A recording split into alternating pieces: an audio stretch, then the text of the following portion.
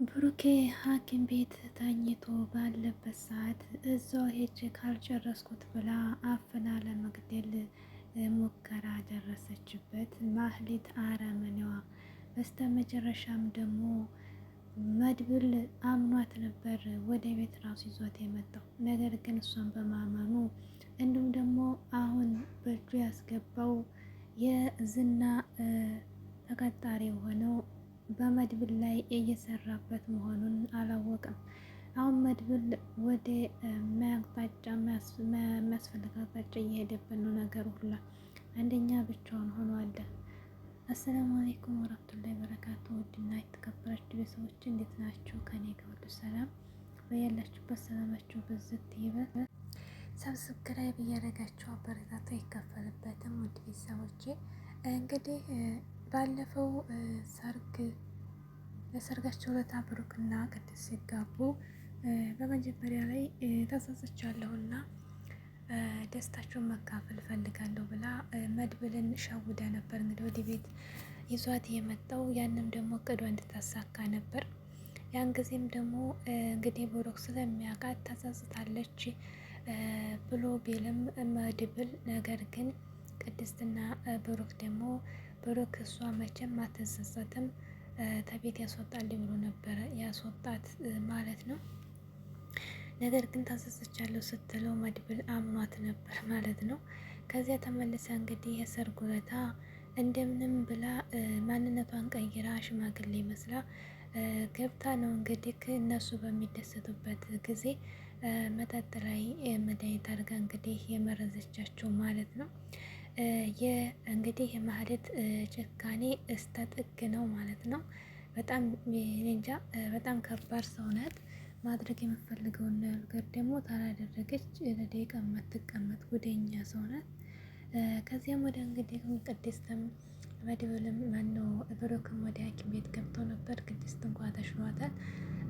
እንግዲህ ብሩክ እስካሁን በጣም ህመም ላይ የተገኘ ነው።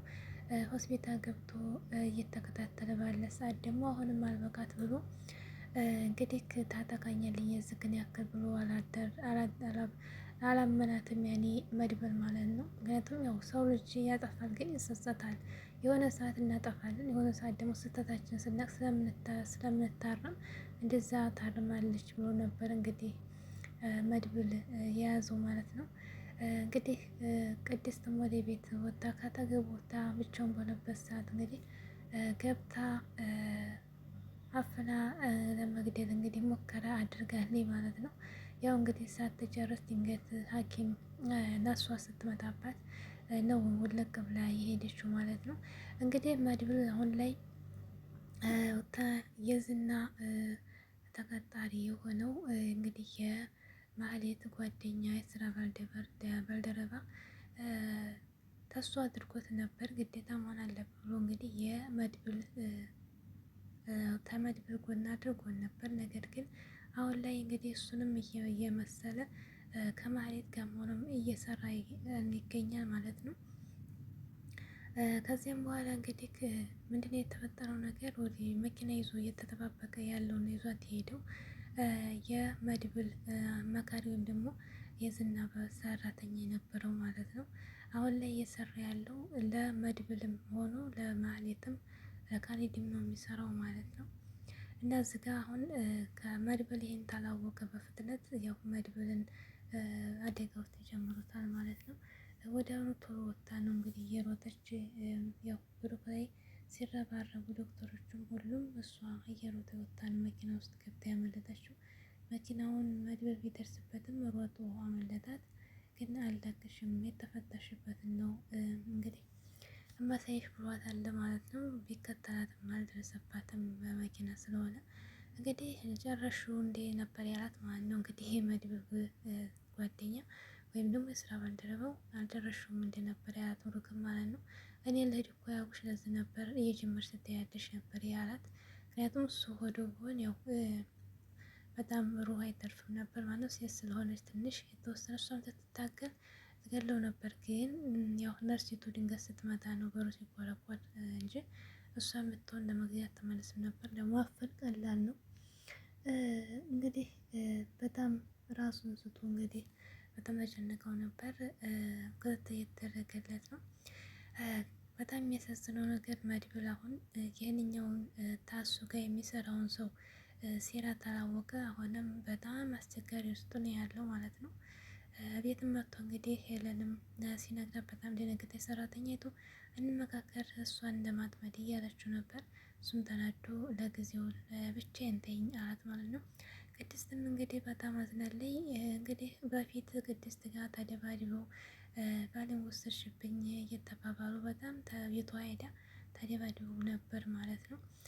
ቅድስትም በጣም አዝናለች አይቀም ማለት ነው። እና ከዚህ ወዲህ ግን ያንኛቸው ወጡ አንደኛቸው ዳጣ እየሄደች አንደኛቸው እየተተካኩ ነው።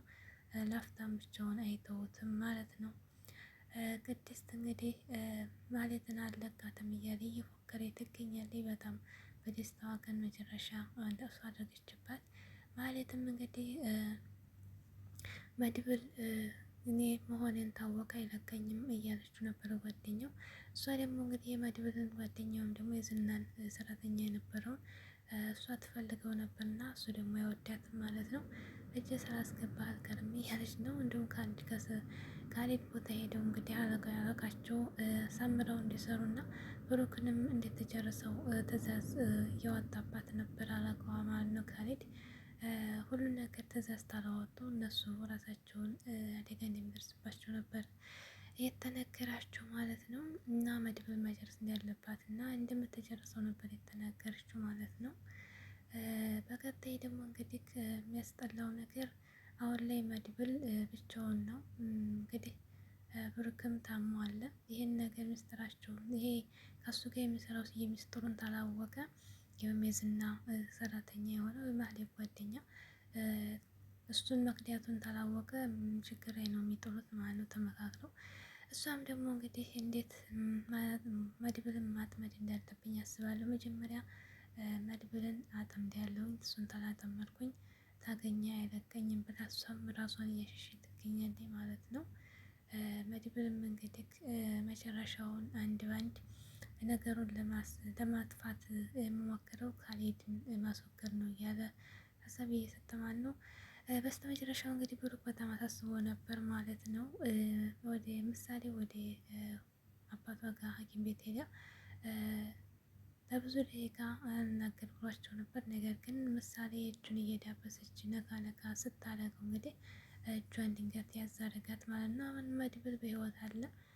እንግዲህ ምሳሌ በጣም ነበር የጮኸችው ማለት ነው። ሁሉም ተደስተዋል። ነገር ግን በጣም ያማለ በእውነት የዚህን ያክል የሰው ልጅ ጨካኝ የማህሌት ጨካኝነት።